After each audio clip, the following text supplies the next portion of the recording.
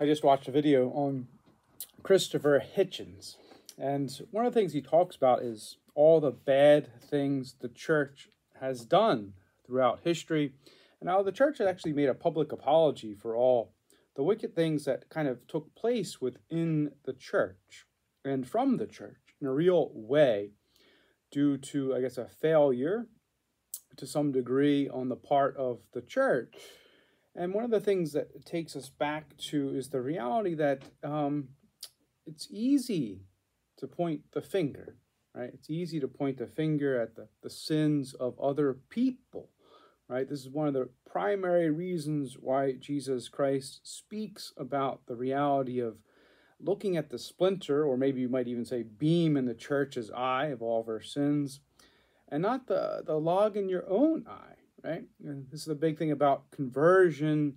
It doesn't take place gazing upon other people and their sins and their wickedness per se, but gazing upon your own self, actually reflecting upon your own sin, your own need of redemption, your own need of mercy, your own need of conversion, your own need of grace operative in your heart and mind so that you may become holy.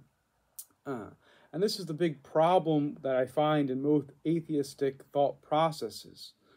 They kind of have this projection and they're pointing the finger here and there, but what about yourself? How are you living?